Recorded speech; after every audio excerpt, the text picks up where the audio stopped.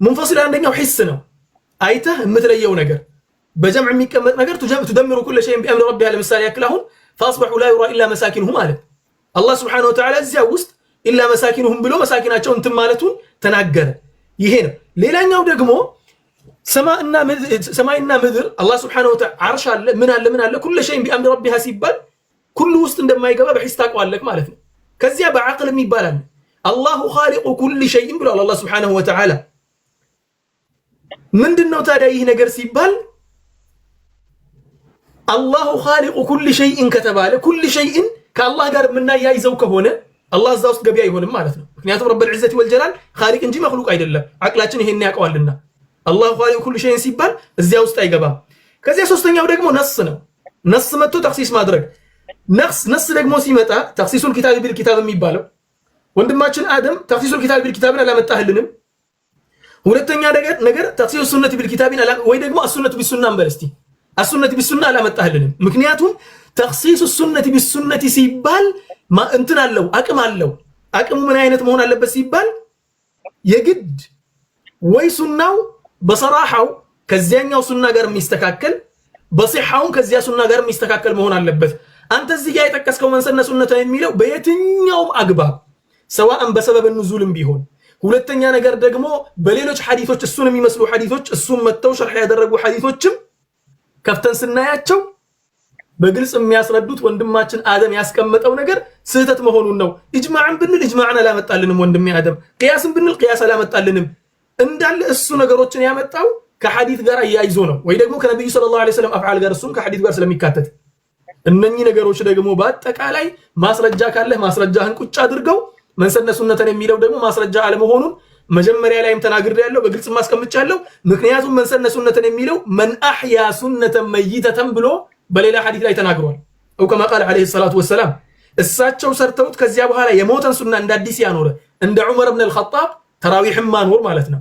ተራዊህን እኮ ዑመር ነብዩ ሰርተውት ነበር ሙሉ በሙሉ እሳቸው ከሰሩ በኋላ ዑመር ደግሞ መጥቶ አስጀመረ እንደ አዲስ። ምን ይባላል ማለት ነው? ሱናን ኢህያ ማድረግ ይባላል እንጂ ከፊል ዑለሞች በተረዱት መልኩ እንትን አይሆንም። በመጨረሻም ደግሞ ሰዓት ያልቋል خلاص ሰዓት ያልቋል። مرحبا بسم الله استاذ ادم 5 دقيقه እሺ ሼክ ሙአዝ እኔ እኮ ሐቂቃ ማለት ነው አንድ ነገር ምንድነው ሐሲልን ተህሲል ማድረግ እኮ ነውዑን من لغو الكلام كل የሚለው من لفظ العموم እንደሆነ እኮ ተናግሬያለሁኝ።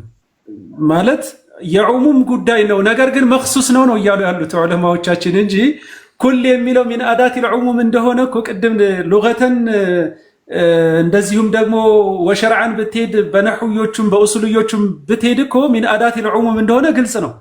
እኔ አሁን ከወንድሜ ሙዓዝ ጋር ትንሽ የተራራቅ ነው የሚመስለኝ። አንተ የኩልን ፈንክሽን ነው ቅድም እንዳልኩት እያመጣህልኝ ያለው። ኩል ኡሱልዮች እንዲህ ብለውታል እንደዛ ብለውታል ነው። ኩልም በዚህ ቦታ ላይ ዑለማዎች እንዴት ተረዱት የሚለውን ነገር መሸሽ ለምን አስፈለገ ነው እኔ እያልኩኝ ያለሁት ማለት ነው። እዚህ ቦታ ላይ ኩሉ ቢድዓቲን ضላላ የሚለው ላይ ዑለማዎቻችን እነዚሁ ኡሱልዮች አሁን አንተ ኩልን እዛ ጀምዑል ጀዋሚዕ ላይ ገብተህ ለምሳሌ የምታመጣልኝን ኢማሙ ሱብኪ ምን ብለው ተረዱት በዚህ መልኩ ኢማም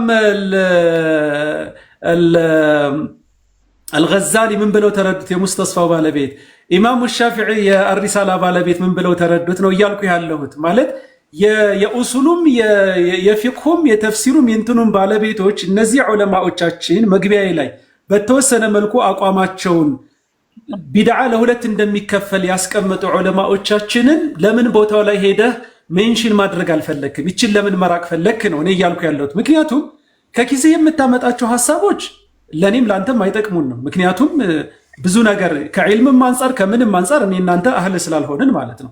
ከዑለማዎች አረዳድ ከሆነ የምናመጣው ኩልን እዛው ቦታው ላይ ሄደን ሹራሁል ሐዲስ የተረዱበትን አግባብ መሄድ ነው። እኔ ለኩል ሙኸሲስ 3 ነገር አመጣሁልህ አልኩ። አንደኛው መንሰነ ሱነተን ነው። ሐዲሱን ነሱን ሰሪሑን ወሰሒህ አንተ ያልከው አይኸስሰውም። እኔ ምናልባት ከተፈቀደልኝ በኋላ ላይ መንሰነ እንዴት እንደምትረዳ ወይንም በዚህኛው መን አህያ በሚለው እረዳለሁ ካልክ እሱ ሰነዱን ማየት ይጠበቅብናል። ሪዋየተን ወዲራያ ማየት ይጠበቅብናል። እሱን መን አህያ በሚለው ከተረዳ ይሄኛውን ሽቅ ለምንድን ነው ማንበብ ያልፈለግከው? መዕሲያ ሆኖ ኢሕያ የሚደረግ አለ ወይ? ረሱልን ሰለላሁ ዐለይሂ ወሰለም እያስዋሸን ነው ወይ?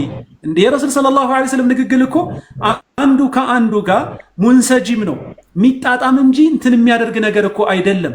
ሙተሻቢህ የሆኑ ነገሮች ካሉ ወደ ሙሕከም ይመለሳል። የቁርአንም ሆነ የሐዲስ ሙተሻቢሆች ካሉ ወደ ሙሕከም ይመለሳል።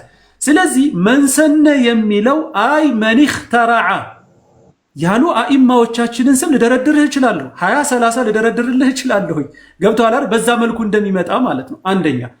ሁለተኛ የእመቴ ዓኢሻ ሐዲስ ራሱ ማ ለይሰ ሚንሁ ማለት ይችን የኩል ጉዳይ ገብተህ